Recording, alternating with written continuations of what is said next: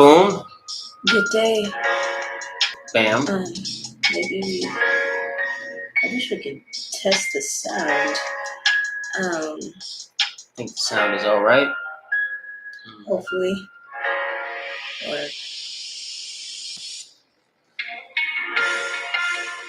Good morning, everyone. It is your host, one of your hosts, Soul Expression, Coach Soul, if you will. And I'm here with my lovely wife. good day, Coach Tensy. Yes, indeed. Welcome to Friday, which is Shine Day. This is the day where we are really focused on our outward expressions. So how we are in our relationships, maintaining our relationships with family, with friends, and also the broader communities that we find ourselves in. Absolutely. Sharing honestly, insightfully, nourishing expressions. So, yeah, that sounded kind of clunky, but sharing honest, insightful, and nourishing expressions is what SHINE is an acronym for. And that's what we're here to do. So we have a really cool topic that we're getting into today. Yep. We have, well, first of all, a couple housekeeping things. Welcome back to the Holistic Freedom Secrets podcast. Make sure that you subscribe, like, comment, and share out. It's imperative that you tell the algorithm that you want to see more of this, that you tell the algorithm that other people should see more of this, and that you tell us that you like what we covered this episode and future episodes, past episodes, things like that. So like, share, subscribe, comment, hit the notification, turn on notifications for Facebook and Instagram, hit the notification bell for YouTube. And thank you so much for rocking out with us. Now, as Coach Tensy mentioned, today's episode it's actually, how to say, kind of deep. It's very deep. Deep topic. Potentially. We call it From Awareness to Action. Mm-hmm. Okay, and how you share honest, insightful, nourishing expressions in action sometimes does not always look conventional, sometimes does not always look like what everybody else is doing from day to day. And sometimes it does, but just with a twist of honesty and nourishment and insight. Right? So the importance of shining in the context of going from awareness to action is in recognizing that there are issues. There are issues that we face as a human family. There are issues that we face as a community of worker bees. There are issues that we face as Black people, as Asian people, white people, whatever. There are issues that we face in different groups, and there are issues that we face as a human family. Yes. Recognizing the issue first, meaning the first level of what's called the trivium, gaining knowledge, building your grammar, having the available information taking in the available information about what's going on, what you know about it, what you don't know about it. What is the trivium? Can you break that down real quick? What is the trivium? Move forward. Okay. So the trivium can be its own whole episode, but in short, it is a truth acceptance method. It is a truth gaining method. It is a truth acceptance method. It is the way that you come to truth. Is it something that we came up with, or where did it come from? Do you know? Right. No. It's an ancient method. It's the method of coming to truth that, no, we did not make it up. It used to be thousands of years old. Long time ago. Yeah. And what it's comprised of is grammar, logic, and rhetoric. Another way to say that is input, processing, output. That's like a computerized way of saying it. And the way that I like to say it, the way that one of my teachers, Mark Passio, likes to say it, is knowledge, understanding, and wisdom. And what these break down to, again, in short, is knowledge or grammar or input, is taking in available information, is learning, is taking time to give the natural currencies, which is time and attention, to gaining knowledge. Okay? You put time and attention into gaining knowledge. That's how you do the first level of the trivium. The second level, understanding or processing or logic, is just that. It's processing. It's putting together what these pieces of knowledge, what this information really means for you and the world around you. And then the last step, wisdom, is synthesizing and then living by the truth that you discover in understanding those things. And again, the trivium itself can be its own full episode, but that's the short breakdown. And so in recognizing that there are issues that we face as a family, there are issues in the game that the those that are in control of most of the things, the games that make us play, there are issues that we face. And one of the first things that we must do as a family is build courage, right? We have to build courage and confidence, because the only solution that we have available to us right now for many of the issues that we do face and that we can recognize involve telling the truth.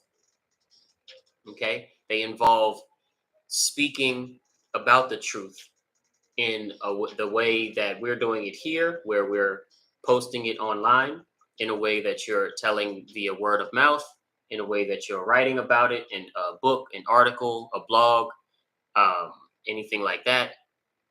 Telling the truth and getting more people aware, giving more people the opportunity to do the first step of the trivium is paramount. It's very, very, very important. And so before you can start expressing the truth, right, shining and sharing insightful, honest, insightful, nourishing expressions with that are filled with truth, you have to build the courage to do so. Because the thing about truth is it's belligerent. Truth wages war against most of what most people know. Again, truth wages war against most of what most people know. But that sounds like an exaggerated statement, but I'm sure we can all agree that most of what most people know is at least influenced. Okay, it's not something that they just discover via experimentation on their own. You are told most of what you know. You're just told, and you take it at face value. You take it as the gospel. You take it as truth until you discover via experimentation or gathering information, processing it, and living by the truth that you discover that actually that wasn't true, right? Like, for instance, we're told that your blood is blue until it touches oxygen. And then we're also told that you have red blood cells, you know, and things like that. Your blood is not blue, by the way. Your veins are blue, not your blood. But regardless, building confidence and building courage is something that we absolutely have to do. And the technique that I want to share with you today that helped me build confidence and build courage is journaling. When you are able to take a pen, take a piece of paper, or get out a digital journal and your keyboard and type out what you know to be true, and then take that and read it over yourself, read it to somebody else, that starts to build the courage and confidence in you to get your thoughts out in an organized fashion. So journaling is it's not the only strategy, but it's a great strategy to learning how to build confidence and courage in truth telling.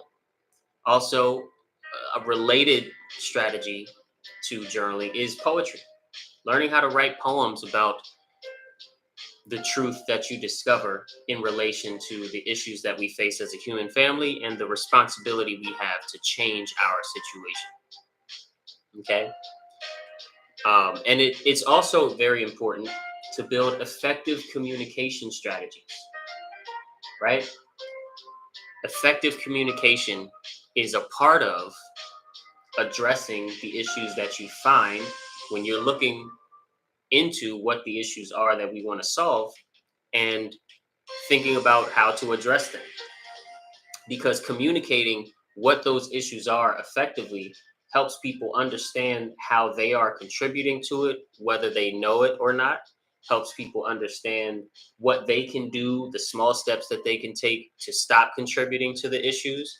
And it helps people know that you are just like them and you care about them in their capacity, meaning you're meeting them where they are, right? You're not looking down from a high stage saying, when you fix this, then your situation will be better. I'm already better because I know better than you. But instead, you're meeting them where they are at eye level, and you're saying, hey, I didn't know this, but now I know this. This is what's happening. This is what I started to do at home to fix it. This is what I know that people in your community can start to do, very simple and free, to fix it. And here's what we can do together. So developing effective communication strategies, they involve two things. Okay, they involve concise language, so learning how to say things in a concise manner, and they involve storytelling, learning how to put things in a small story, right? And those are effective communication strategies that you must build up in order to start addressing some of the things that we must face and face up to in order to grow as a human family in the face of the issues that we're facing right now. I just said face like 500 times. Please excuse me. All right. The next thing we're going to talk about is creating and sharing solutions. So obviously, you do not want to get into the habit of problem, which is what most people would call complaining.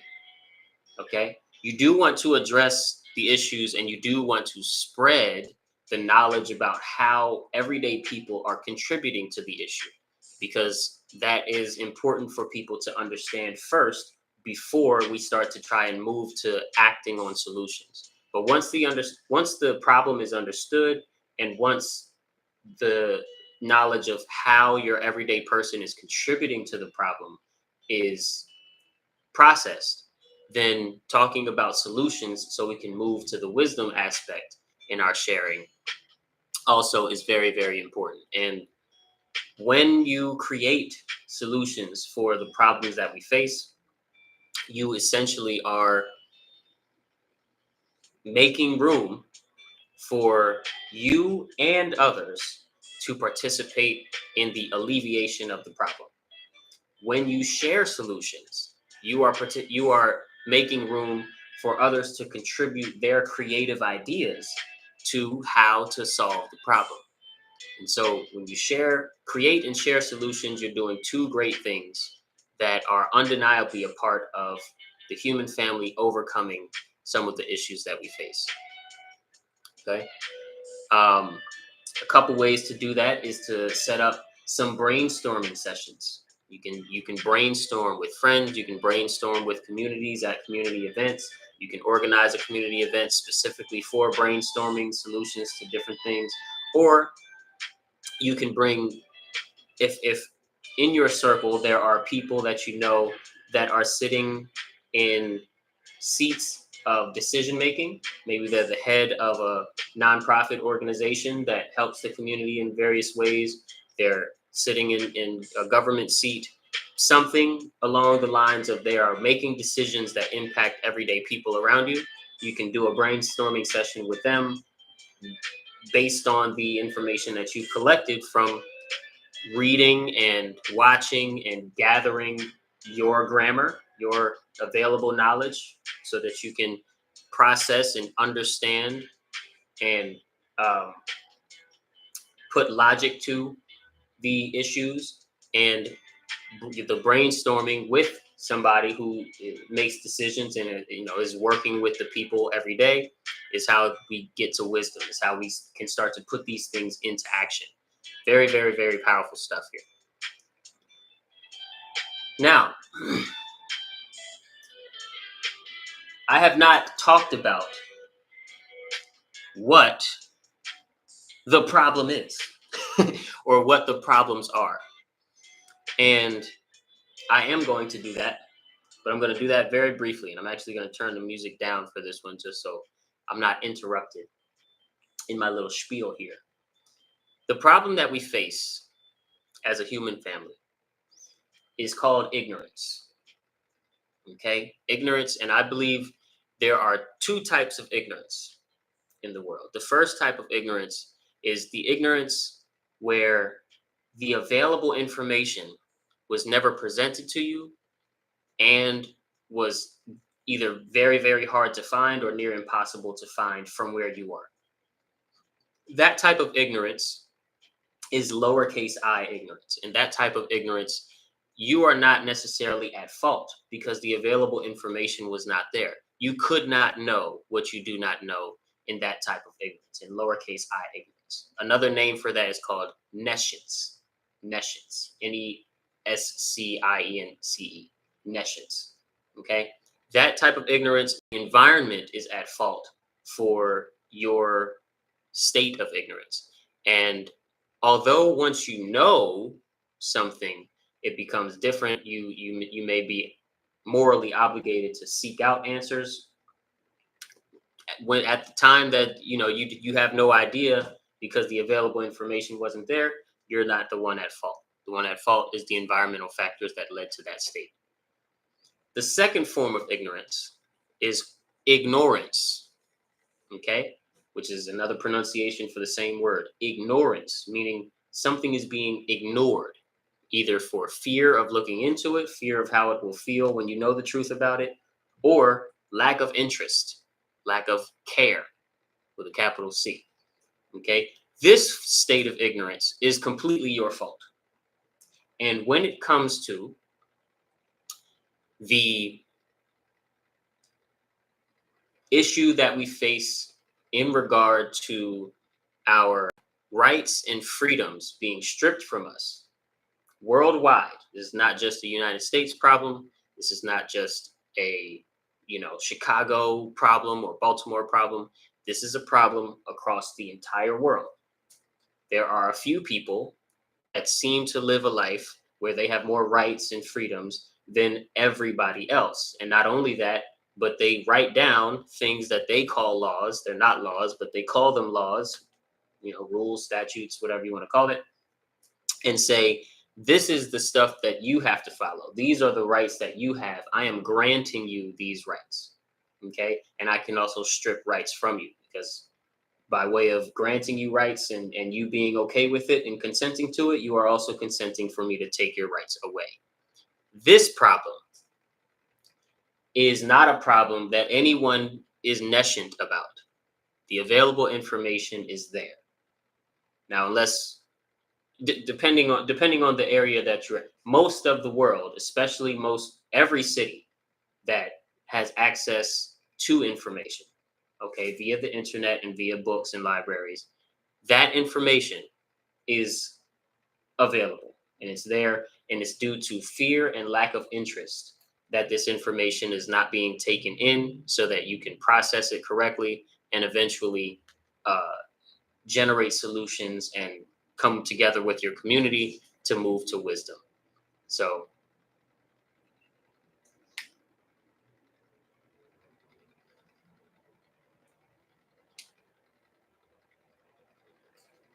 I want to share a brief story about this, and then we're going to close out the episode. And I'll just talk about myself here. When I was evolving into the spiritual state that I live by today, right? Which I define as spiritual anarchy.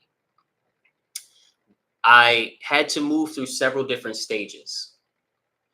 Okay. I started out with the conditioning and the belief systems that were handed to me by the older generations of my family.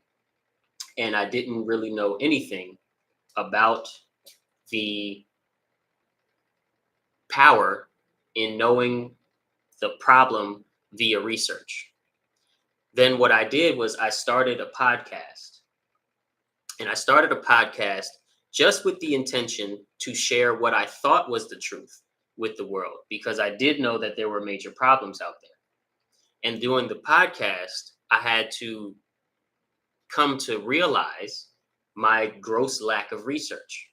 Why is that? Because I would go and sit and talk with somebody, interview style podcast, and I would talk with somebody over a Zoom call, and they would have all of these facts and figures to go with what they were, what we agreed to talk about before the episode started, before the recording.